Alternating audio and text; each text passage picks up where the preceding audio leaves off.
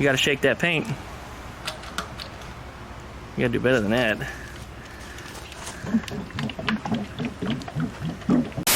Alright, so you did most of the work on this the other day, and all that tearing up and cutting up of the floors. Yes. Some folks asked me, hey, why are you having B work on your Karmann Ghia? Because it's my Karmann Ghia. Yeah, because it's her Karmann Ghia. It's not mine. This is something that she's working on for herself. We're going to repeat that once again, because people seem to be missing the point, like usual. What we've got in here is we've got to go ahead and weld in this flange. This flange on this side is not yet welded in, and then down that end too. This side, however, is all bolted in along the bottom, so we don't have to do anything there. That side, however, right in front of B's boobies, is a bolted inside that has no holes cut in it yet. There are 3 holes, or I should say 3 dimples on the floor pan that give you an approximate measurement where the holes are supposed to be. And I believe the forwardmost hole is the one that we're going to have to drill out to make it fit with the bolts that are on this floor pan. Now, sometimes different floor pans will align differently in different years of cars. Also, different aftermarket floor heater channels, I should say. It's these guys here what B is leaning on. Sometimes they have their bolts aligned differently, so you might find yourself using different holes. So don't just start drilling holes and expecting it to fit. You know, actually put the plan in place and then try to figure it out from there. And typically, in my experience doing it with the Beetles, it's almost always the middle hole. And this one, though, as I said, frontmost. So that's where we are today. I'm going to pull that pan out of that side, and I'm going to show you what I'm talking about if you don't know what it is. And, of course, there's B.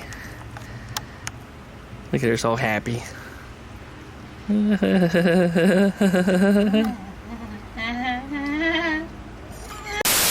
By turning it? Yeah, turn it. Lefty.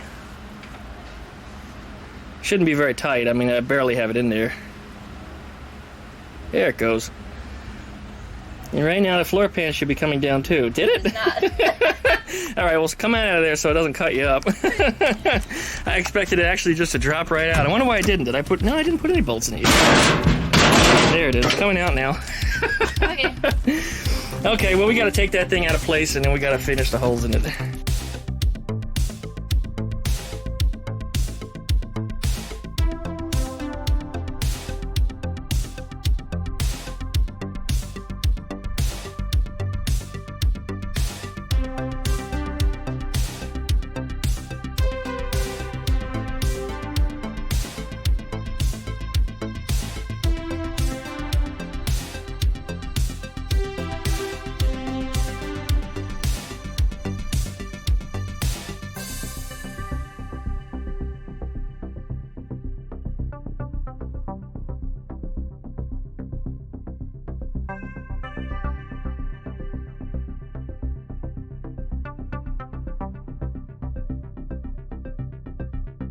Hey, welcome back to another exciting Karmann Ghia video. I'm your host, the Duckman. And this is... So excited I'm going to pee my pants! That's her name. So excited I'm going to pee my pants. I'm B McQueen.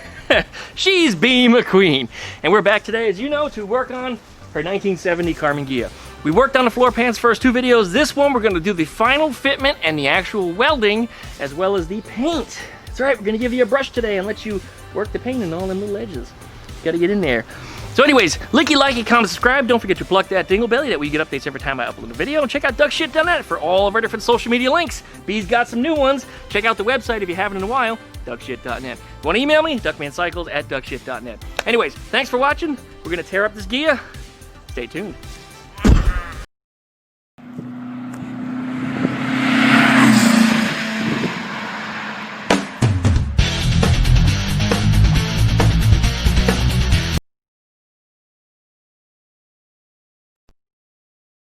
That's what you wanted to see.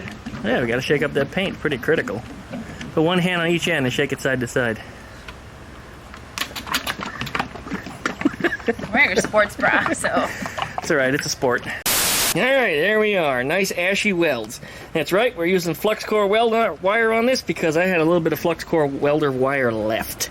So I'm going to use up whatever I've got. Anyways, we got those somewhat evenly spaced. I could have done a little bit better, but being hunched over in a car with the body still on, this was hard enough. So I ran along here and got the weld started. We got B over here with a wire brush. What you got? There she is with the wire brush. Go ahead and get in there and start scrubbing off that ash, because the next thing we're going to do is we're going to start seam sealing and painting and cleaning this sucker up. There she goes. Look at that. That's doing a good job of tearing that off, huh? There's an awful lot of rust in those wires, though, because that wire brush has been sitting out in the weather. That's all right. We'll use it on this car last, and then we'll throw it away. You're doing a good job. It'll take up some of the paint and stuff. That's okay. Just scrape it up. Make it all nice and loose. Oh, this is what you wanted to see, wasn't it? Wow. Okay. Oh no, the bristles already came out. Well, do the best you can. Do the best you can in there. Just get it out. I'll give you a sponge, and you're going to sponge the rest of it off anyway. I can't get in there. That's what she said. Ah! That's what I said. I need help. All right. Well, we'll cut the end off the brush if we have to. Yeah, that's what we might have to do because I can't get. Yeah. Is it just disintegrating, huh? Yeah. All right. Well, let's upgrade the brush if we can find another one around here. Yeah.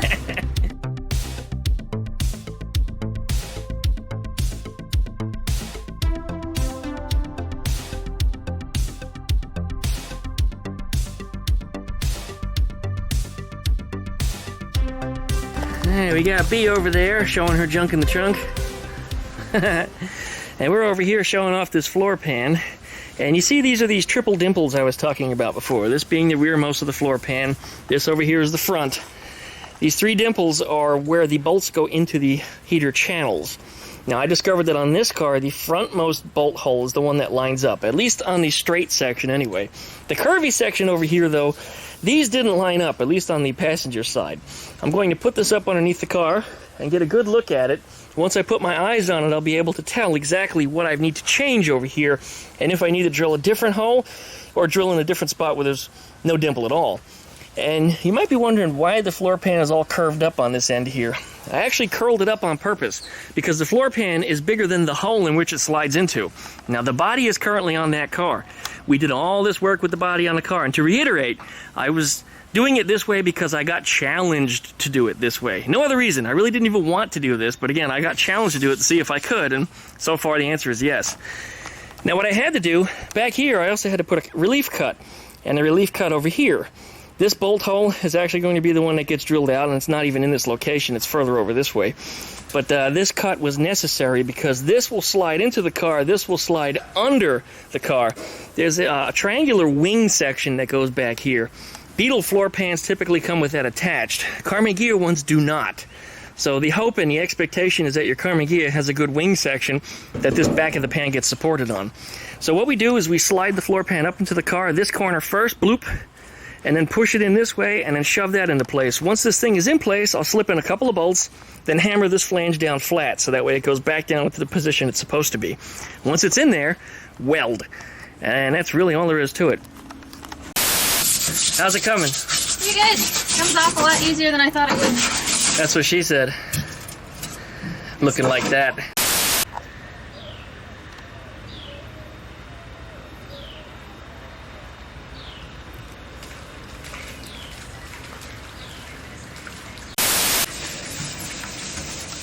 Alright, after B finished brushing out all the welding slag and garbage in there and a couple little rusty spots that she cleaned up real nice, she's getting in there with a sponge, using the Scotch-Brite end to scuff up the black coating that's on the floor pan metal now.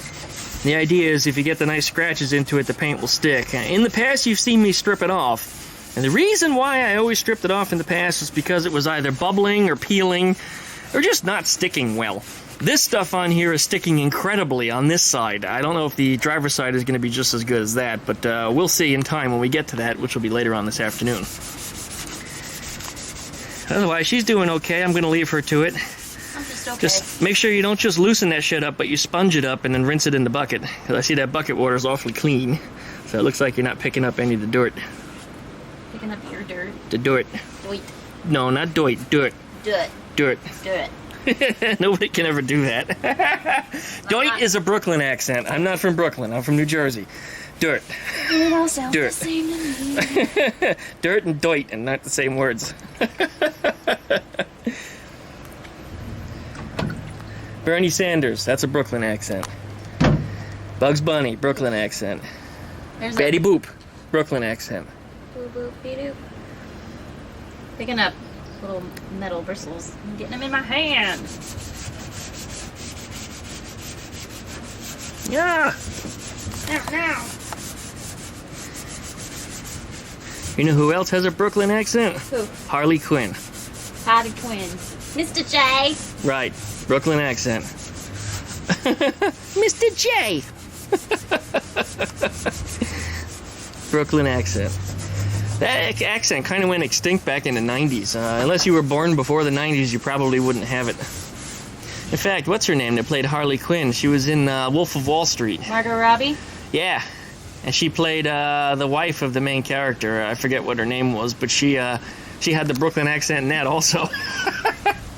It didn't sound as cartoony as she does in Harley Quinn, but it was the same accent. It's probably why they chose her to do the part.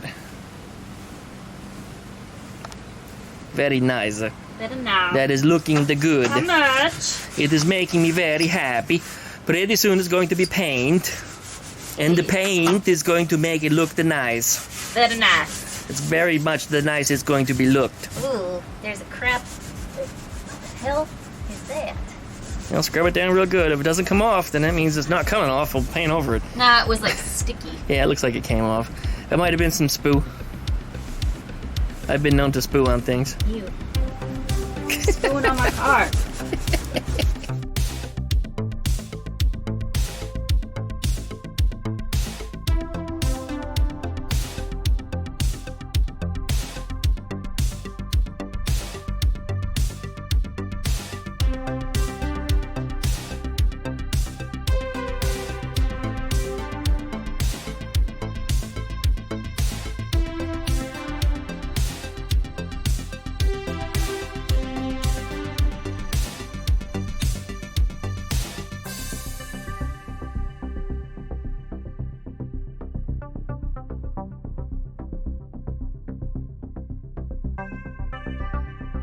Did you cut yourself? I think I stabbed myself with one, but mine pulled One out. what?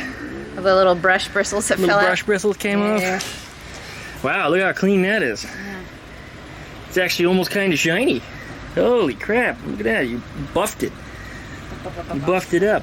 Spot back there, you missed a little bit. You get a little more on there, but otherwise I think you did pretty good. You get up in there and pick up some of the dirt that's sitting in there too. Otherwise, I think when you get that out, you should be pretty good. You might even get that magnet in there again. Oh. Magnet. Oh. Alright, I used this worn out stepped drill bit for it. Probably could have used a better one. But it works just fine for this job. Cut out that first hole as I did. Some of them I made a little bigger than the others, not for any particular reason. It's just I pushed too long, too hard, and it continued to drill through. So it'll be okay, because once you put that extra big-ass washer on the backside, it's going to cover up that whole edge anyway. Up here, we're going to rematch it with the heater channels and make sure those bolt holes line up. And then we're going to drill those accordingly, wherever they're supposed to be. And then, of course, use that to finish it off. How's it going, B? You think you got it? No words?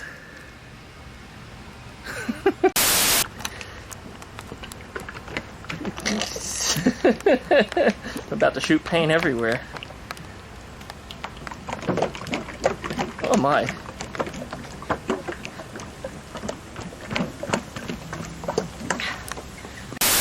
Alright, looks like the bees is getting some paint in there.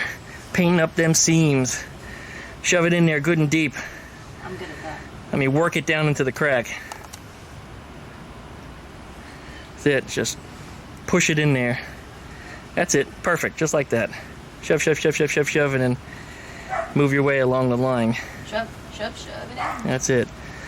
I wasn't looking at the screen, and I actually went off. I was recording it. I guess we'll see how good it is or isn't. Alright, here's what I was talking about, where you put this corner in first, and I slowly shove the floor pan in this way, and the last thing to go in is this corner, which you see the floor pan is bent upwards, otherwise it wouldn't fit. And then underneath, so you got a big gap, and you've got the floor jack holding it in place. And as I continue to jack, it brings the floor pan up to where it belongs, more or less. Looks like it's a little hung up right there in the corner, but not a problem. That's what a flathead screwdriver is for. Let's get right in here.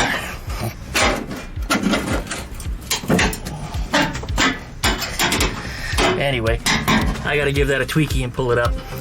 No big deal, just about there.